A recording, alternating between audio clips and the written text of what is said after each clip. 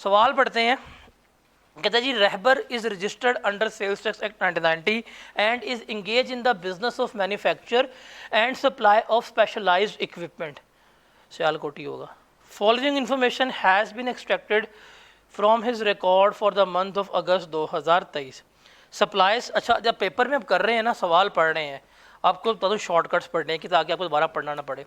Supplies का word पढ़ें, सामने आप लिख दें आउटपुट टैक्स। क्या लिख लें? आउटपुट टैक्स 20 मिलियन की टू कॉर्पोरेट कस्टमर्स और टू गवर्नमेंट हॉस्पिटल्स जो अनरजिस्टर्ड है। गवर्नमेंट हॉस्पिटल्स के ऊपर क्या फेडरल टैक्स चार्ज होगा? सरकारी हॉस्पिटल हमेशा एग्जाम्प्ट होता है। क्या हो गया? सरकारी हॉस्पिटल के कोई बेड की लिमिट नहीं थी, वो एग्जाम्प्ट ही होता है। अब इसने एग्जाम्प्ट किया कि नहीं किया ये देखते हैं, बिकॉज ये जिसका अटैम्प्ट का सवाल है उस टाइम पे रूल अप्लाई नहीं होता था। अच्छा, फिर परचेजेज हैं रॉ मटेरियल की from cottage industry. Cottage industry से परचेज किया, कोई टैक्स आपने पे नहीं किया, एग्जाम्प्ट है। फिर लोकल रजिस्टर्ड पर्सन से आपने परचेज किया, ये किसकी बात हो रही है? इनपुट टैक्स की। डन। कहता है purchases from local registered person include the following, इसकी बात हो रही है, इसके अंदर ये शामिल है। ये जो हमारे पास 25 मिलियन है, इसके अंदर ये एडजस्टमेंट शामिल है, हमें करनी पड़ेगी।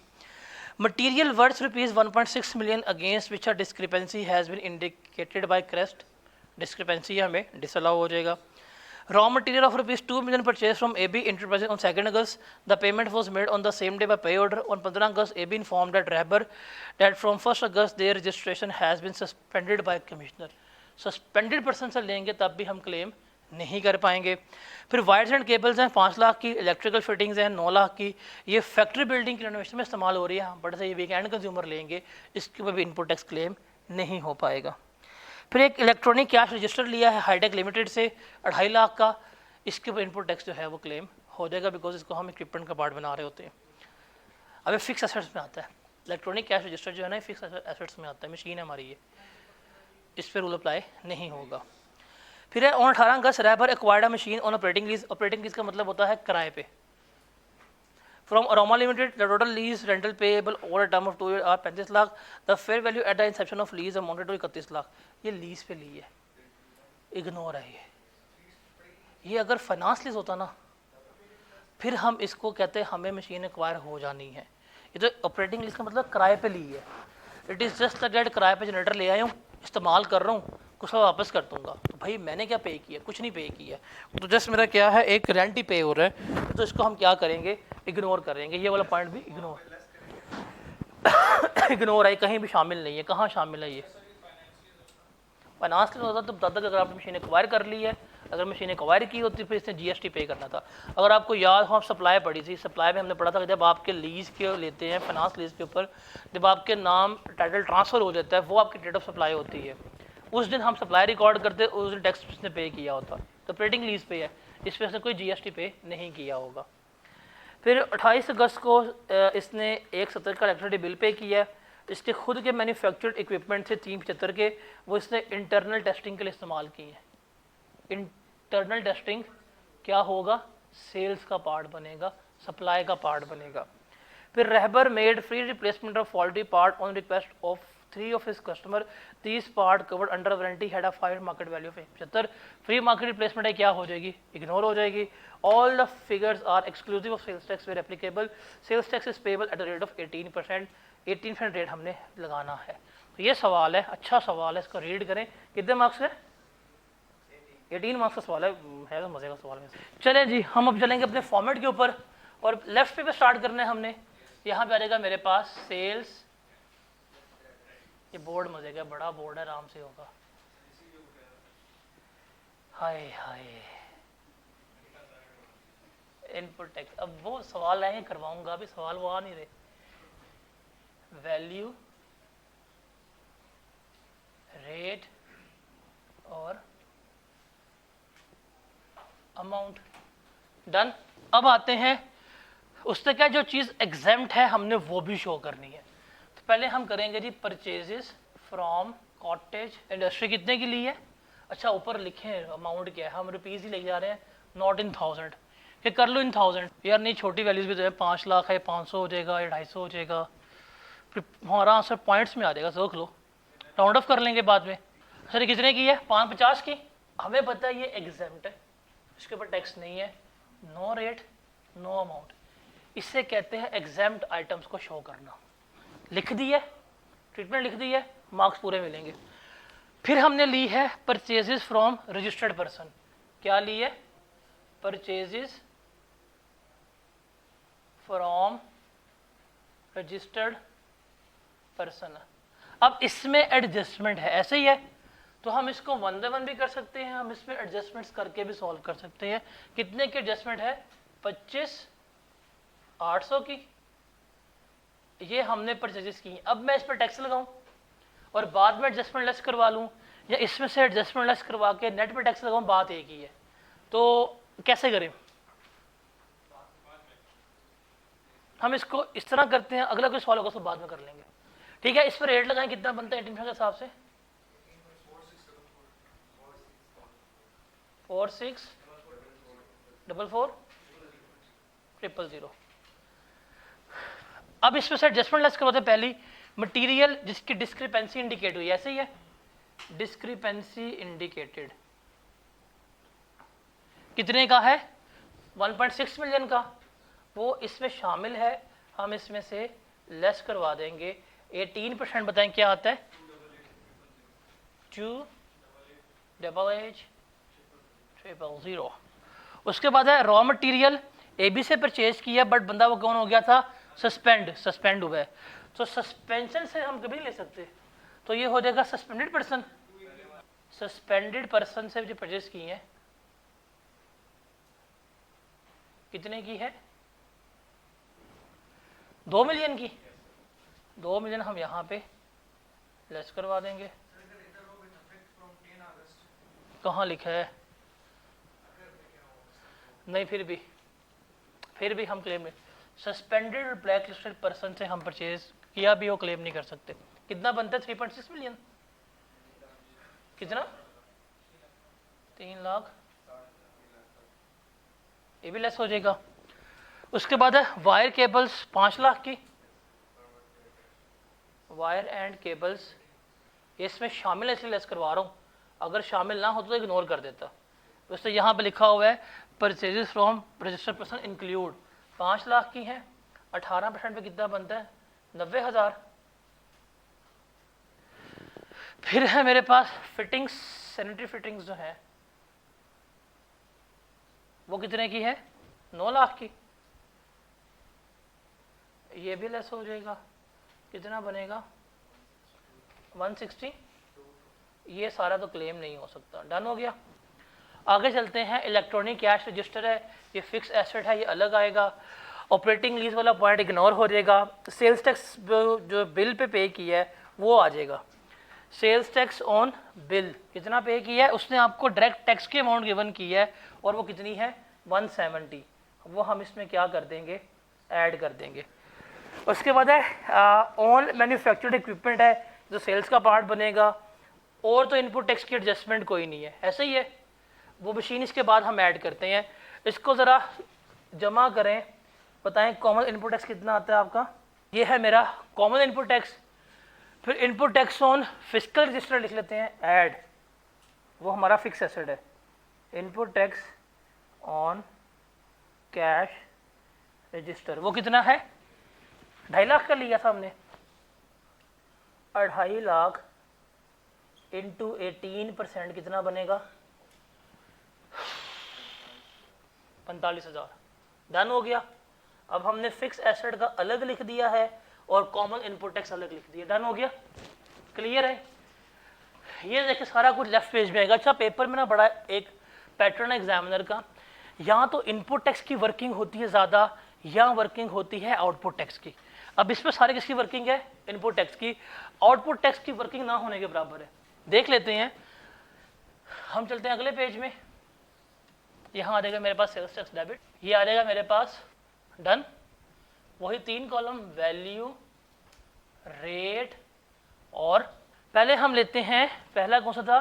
सप्लायर्स टू कॉर्पोरेट कस्टमर्स, जो रजिस्टर्ड है। कितने की है हमने? 20 मिलियन की। रेट लगाएं 3 मिलियन आगे जी, आगे गवर्नमेंट हॉस्पिटल के एग्जाम हम पढ़ के आ चुके हुए हैं। 6 कैजुअल में सप्लाईज टू गवर्नमेंट हॉस्पिटल क्या होती है, एग्जाम्प्ट होती है। और देखते हैं और इसमें क्या आना है। और देखें पॉइंट 1 डन हो गया हुआ है, पॉइंट नंबर 2 भी हो गया है, पॉइंट नंबर 3 इग्नोर जिस तरह आप लोग होते हैं, पॉइंट नंबर 4 भी हो गया हुआ है, पॉइंट नंबर 5 है टेस्टिंग के लिए इंटरनल यूज हुई है, वो भी सप्लाई का पार्ट बनती है। तो ये होगा जो इंटरनल टेस्टिंग में इस्तेमाल हुई हैं चीज़ें, वो भी आ जाएगी हमारे पास। कितने की है R&D में 375 की, वो भी सप्लाई का पार्ट बनेगी, हम पढ़ के आ चुके हैं। 18% पे क्या बनता है 675। फिर है फ्री रिप्लेसमेंट वारंटी, कितने की हुई है फ्री रिप्लेसमेंट 175 की। हमें पता है इसके ऊपर कोई टैक्स नहीं लगता, ऐसे ही है, इसके ऊपर कोई टैक्स नहीं लगता, ये हो चुका होता है। अब यहाँ पे दो अप्रोचेज है, या तो हम वैल्यू सप्लाई लिखें या ना लिखें, लेकिन हमने क्या करना है, टोटल वैल्यू सप्लाई तो शो करनी है। उसने क्या show relevant exemption exclusion and disallowances, सारा हमने ये शो करना है। तो इसका टोटल जो बनेगी वैल्यू ऑफ सप्लाई कितनी है बताएं जरा। टैक्सेबल सप्लाई कितनी बनती है, टैक्सेबल सप्लाई का सम बताएं कितना बनता है। वो क्या है हमारे पास एग्जाम्प्ट है। सप्लाईज टू गवर्नमेंट हॉस्पिटल क्या होती हैं, एग्जाम्प्ट होती हैं। कितने की हैं 87 की, इसके ऊपर टैक्स नहीं है, ये एग्जाम्प्ट है। चैप्टर नंबर 21 खोलो जरा, 22वां सॉरी नहीं 21वां, एग्जाम सप्लाईज में जाओ, 6 कैजुअल में जाओ, पॉइंट नंबर 5 या 6 लिखा होगा सप्लाईज टू गवर्नमेंट हॉस्पिटल क्या होती हैं, एग्जाम्प्ट। क्या है तो क्या होगी, एग्जाम्प्ट होगी। लेकिन यहाँ पे एक और चीज़ है ना, उसने कहा हुआ है कि free replacement of goods does not constitute a part of supply, ये लिखा हुआ है। तो वो टैक्सेबल में भी नहीं आनी चाहिए और वो एग्जाम्प्ट में भी नहीं आनी चाहिए, वो टैक्सेबल में भी नहीं आनी चाहिए और वो फिर एग्जाम्प्ट में भी नहीं आनी चाहिए। उसको बिल्कुल इग्नोर हम नहीं कर सकते।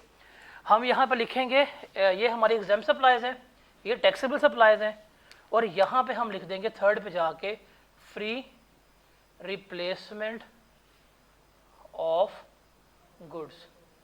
अब ना तो ये टैक्सेबल का पार्ट है ना एग्जाम्प्ट का पार्ट है, हमने कर दिया इसको अलग शो कर दिया। कितने की फ्री रिप्लेसमेंट 175 की, और ये बिल्कुल हमारे पास सेपरेट आ रही है। डन, माइनस नहीं करना हमने किसी में भी, इंक्लूड नहीं है। ये कितना बनेगा जब बताएं 20,375,000। अब इससे हमारी अपोर्शनमेंट बड़ी सिंपल हो जाएगी, स्ट्रेट आएगी अपोर्शनमेंट, उसमें कोई वर्किंग नहीं बनेगी ऐसे। यहाँ पे आ जाएगा हमारे पास थर्ड पेज, ये होगा sales tax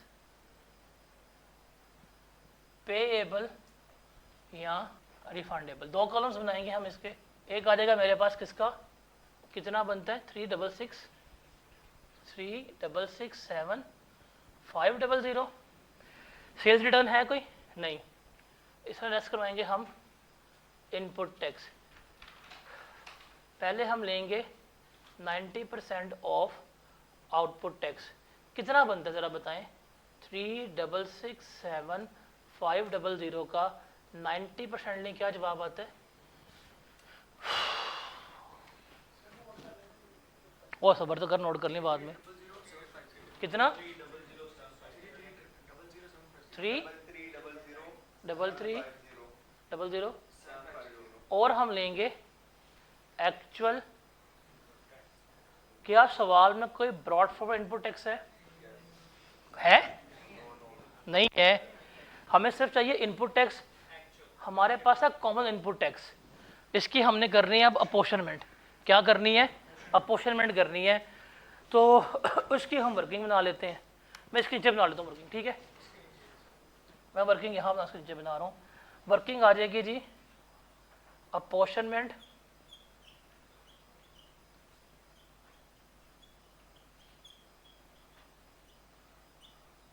of input tax की। अच्छा, यहाँ पे 3 कॉलम आएंगे, एक आएगा वैल्यू का, एक आएगा इनपुट टैक्स का, एक आएगा input tax on fix assets. वो हमने अलग है, अलग क्यों की है, उसके ऊपर 90% का रूल जो है अप्लाई नहीं होता।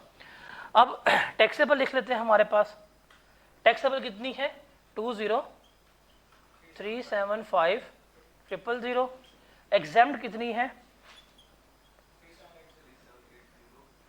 3,780,000। इसका सम कर लें, सम करने कितना बनता है 24। अब इनपुट टैक्स जिसको करना है वो है 3914,000, 3914,000। और फिक्स एसेट कितना है 45,000 है। ज़रा मुझे बताएं करके पोर्शन कितना आता है, पहले वाले का और दूसरे वाले का जवाब बताएं कितना आता है। कितना आता है भाई, कैलकुलेटर कहाँ पे है, कैलकुलेटर कहाँ पे है, सॉल्व करो सॉल्व करो। कितना आता है पहले का 3 और रिमेनिंग कितना आता है लिखवा दो 646,1,2 ये बनता है। उसको करें फिक्स एसेट को पोर्शन करें कितना आता है 45,000 करके बता देना। क्या इसको इसके ऊपर डिवाइड करने, जो जवाब आएगा इससे मल्टीप्लाई करना, सिंपल। क्या आता है पहले का, क्या आता है पहले का 45 को डिवाइड करो 24 155 000 पे और डिवाइड करो, क्या आता है आंसर 37,9 और रिमेनिंग कितना बनता है बैलेंसिंग डाल लो 45,000 माइनस 379 एड करो, आपके पास जवाब आ रहा है कितना बनता है 70। हो गया पोर्शनमेंट सारी। अब यहाँ से उठाओ डाटा लिख लो, ये कितना आया है 3301,500, 3301,500। लेस कौन सा होना है लोअर, लोअर कौन सा है ऊपर वाला है। हम क्या लेस करवाएंगे 33,00750। क्या जवाब आएगा इसमें से लेस करवाएं, क्या जवाब आएगा 3,66750। इसके बाद हम लेस करवाएंगे less input tax on fix assets, वो कितना है 37,958, 37,958। बताएं कितना आता है जवाब, पेएबल है कितना 3,792, ये पेएबल हो गया। साथ ही हमने सेल्स टैक्स कैरी फॉरवर्ड भी हम निकाल लेते हैं। एक्चुअल था मेरा 33,01,500, ये था हमारा 33,00,750। कितना कैरी फॉरवर्ड होगा, कितना 750 रुपये का हमने कैरी फॉरवर्ड करवा दिया। ये इसका जवाब बनता है। अब आप इसको नोट कर लें, इसमें कोई सवाल है तो बताएं, वरना हम आगे चलेंगे।